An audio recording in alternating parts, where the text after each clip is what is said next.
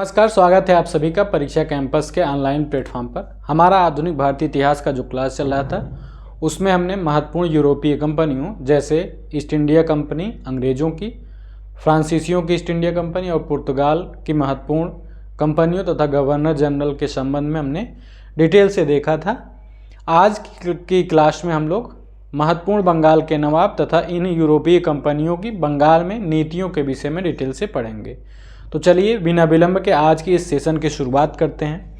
बंगाल में नवाबों का उदय और ब्रिटिश सत्ता की स्थापना, यह हमारा आज का टॉपिक है। तो बंगाल की अगर हम बात करते हैं तो बंगाल एक ऐसा प्रांत था तत्कालीन समय में जो सभी भारतीय प्रांतों में सबसे ज़्यादा धनी प्रांत था, यानी समृद्ध था धन के मामले में और व्यापार के मामले में भी यह समृद्ध प्रांत था। अगर हम भौगोलिक स्थिति की बात करेंगे तो तत्कालीन बंगाल एक विशाल और समृद्ध प्रांत था जिसमें आधुनिक समय के जो पश्चिम बंगाल हैं, पश्चिम बंगाल, बांग्लादेश, बिहार और उड़ीसा शामिल था। ठीक, यह भारत का सबसे धनी प्रांत था। वर्तमान समय का पश्चिम बंगाल, बांग्लादेश, बिहार और उड़ीसा जो है उस समय बंगाल के प्रांत में जो है शामिल थे। यूरोपीय व्यापारिक केंद्रों की अगर हम बात करेंगे तो जितनी भी यूरोपीय शक्तियां हैं, चाहे वह फ्रांसीसी हों, डच हों या फिर अंग्रेज हों, सभी की फैक्ट्रियां बंगाल में थी। ठीक, प्रमुख अगर पत्तन की बात करेंगे, बंदरगाह की बात करेंगे तो हुगली जो है सब में, कई वहाँ पे वो थे पत्तन थे, पर हुगली उसमें सब में सबसे सर्वश्रेष्ठ था। ठीक, मुख्य केंद्र था।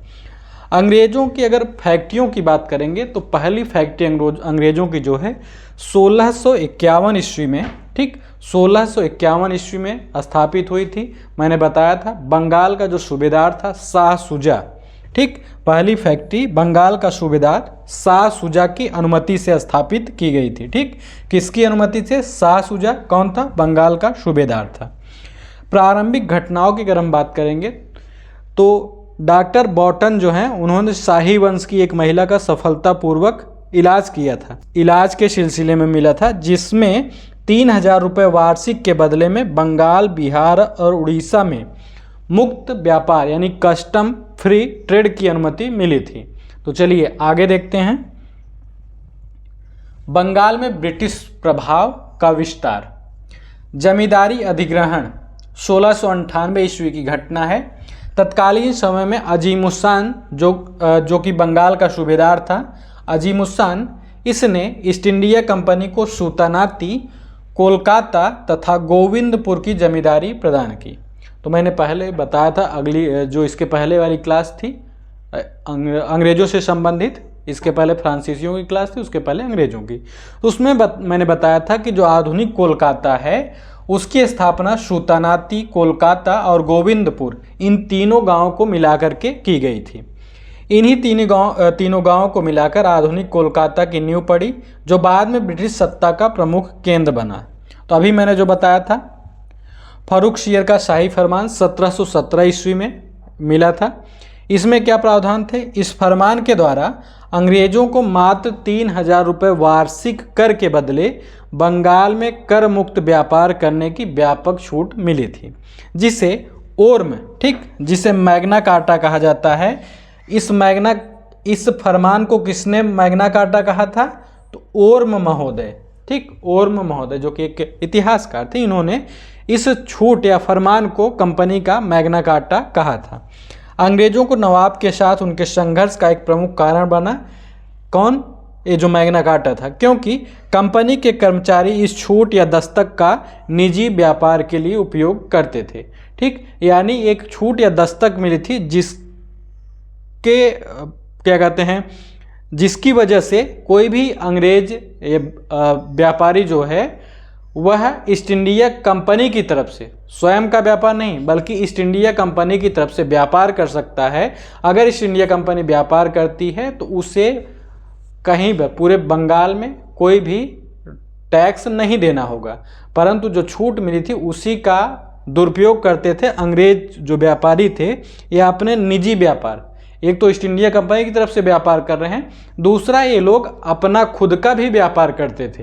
तो इसी निजी व्यापार को लेकर के जब दस्तक का दुरुपयोग होता है तो बंगाल के नवाबों और अंग्रेजों के मध्य क्या होता है, झगड़ा होना शुरू होता है। दस्तक क्या होता है? यह एक प्रकार का व्यापारिक परमिट था जिसका उपयोग कंपनी अपना सामान बिना चुंगी दिए एक स्थान से दूसरे स्थान पर ले जाने के लिए करती थी। ठीक, तो यह दस्तक कहलाता था।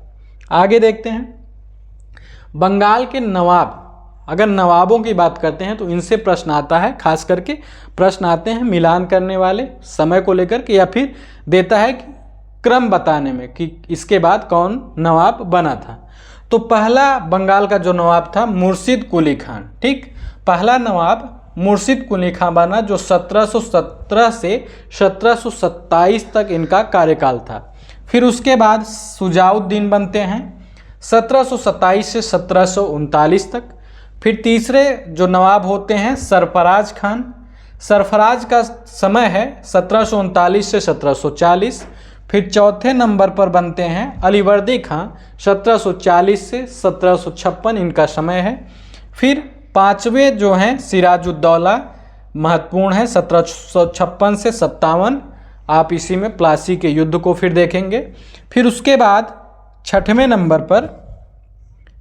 नंबर पर होते हैं मीर जाफ़र, 1757 से 1760। फिर आते हैं सातवें पे मीर कासिम, 1760 से 63। फिर मीर जाफ़र पुनः आते हैं 1763 से 1765 तक। इनका दोबारा नवाब का पद यह धारण करते हैं। फिर आठवें नंबर पर, ठीक, वैसे यह आठवें होंगे परंतु व्यक्ति के रूप में देखा जाए तो आठवें नंबर पर नजमुद्दौला, जो कि 1765 से 1766 यानी एक वर्ष तक यह बंगाल के नवाब रहते हैं। फिर आते हैं सैफुद्दौला 1766 से 1770, और बंगाल के जो आखिरी नवाब होते हैं मुबारकुद्दौला 1770 से 1775 तक यह बंगाल के नवाब रहते हैं। ठीक, अगर हम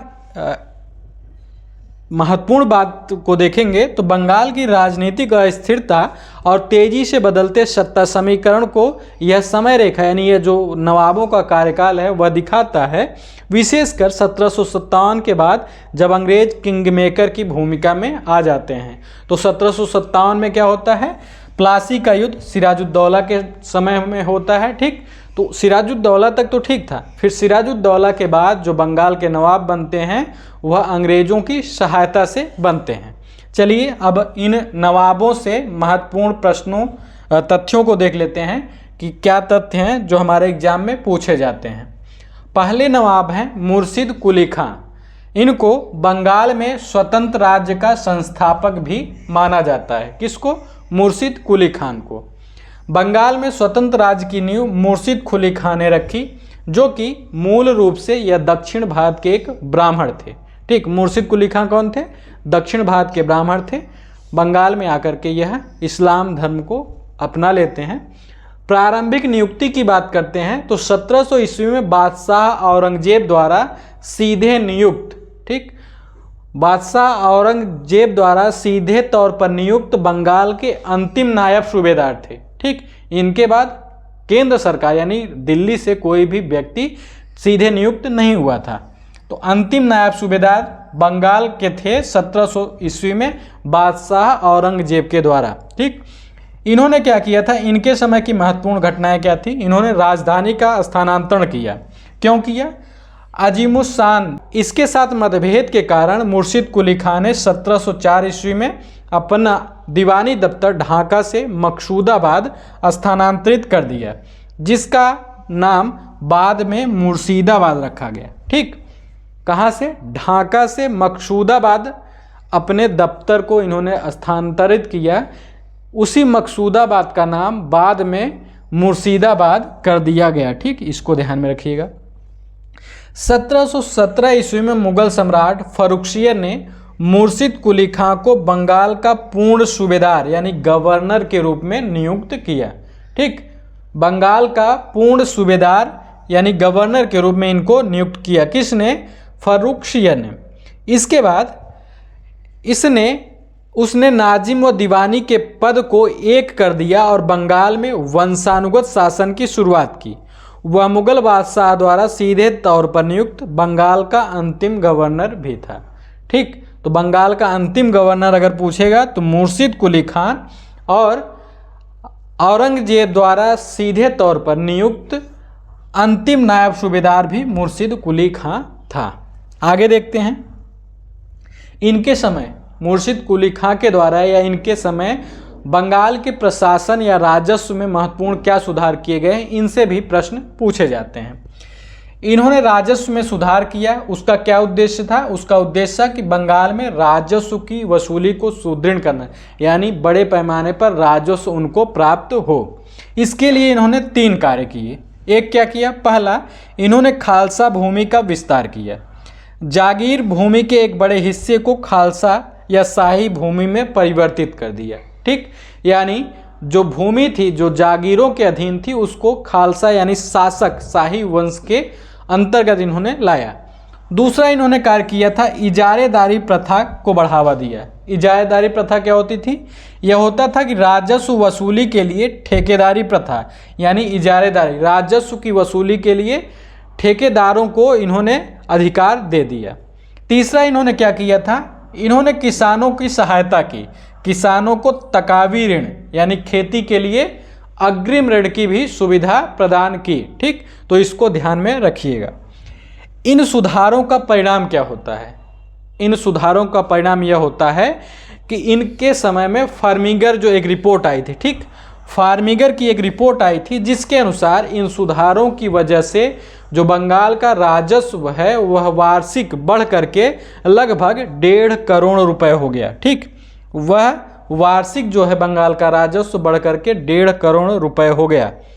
एक नए कुलीन जमींदार वर्ग का भी विकास हुआ। ठीक, एक तो राजस्व बढ़ गया, साथ ही साथ एक ऐसे कुलीन जमींदार वर्ग का विकास हुआ जो कि अंग्रेजों या फिर राजा का समर्थक हो गया। ठीक, इनके शासनकाल में 3 विद्रोह भी हुए और इन विद्रोहों को इन्होंने बहुत शानदार तरीके से दबाया और उसमें सफलता भी प्राप्त की। 3 विद्रोह किसके हुए थे? पहला था सीताराम राय का, दूसरा था सुजात खां का, तीसरा था नजात खां का। ठीक, तो 3 जमींदारों ने विद्रोह किया था, सीताराम राय ने, सुजात खां ने और नजात खां ने। तो इन विद्रोहों को मुर्शिद कुली खां ने सफलतापूर्वक दमन किया। आगे देखते हैं, अगले जो नवाब होते हैं वह होते हैं सुजाउद्दीन। समय क्या है? 1727 से 1739। मुर्शिद कुली खां के यह दामाद थे। ठीक, मुर्शिद कुली खां के दामाद थे कौन? सुजाउद्दीन ने अपने पुत्र सरफराज को हटाकर स्वयं गद्दी पर अधिकार कर लिया। ठीक, तो नियुक्त किसे किया गया था? नियुक्त किया गया था मुर्शिद कुली खां के द्वारा सरफराज खान को, परंतु इन्होंने उसे अधिकार न दिया और स्वयं गद्दी पर आसीन हो गए। ठीक, तो इन्होंने क्या किया था? इनके शासनकाल में 1733 में बिहार को बंगाल के अधीन कर लिया गया। ठीक, तो बिहार को बंगाल के अधीन कर लिया गया।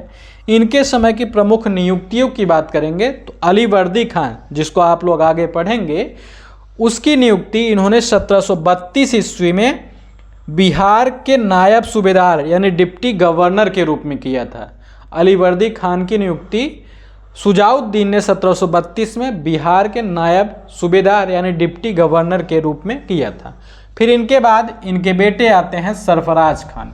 1739 से 40 ईस्वी में इनका शासनकाल है।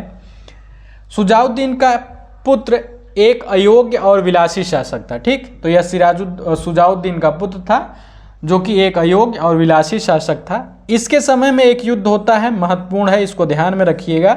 गिरिया का युद्ध 10 मार्च 1740 को बिहार के नायब सूबेदार अलीवर्दी खान ने विद्रोह कर दिया और गिरिया के युद्ध में सरफराज खान को पराजित कर दिया और उसकी हत्या कर दी। इसका परिणाम क्या होता है? इस युद्ध के बाद अलीवर्दी खान बंगाल का नया नायब बनता है। ठीक, युद्ध कब हुआ था? 1740 में। कौन सा युद्ध? गिरिया का युद्ध। तो आज की जो क्लास है यहीं तक होती है।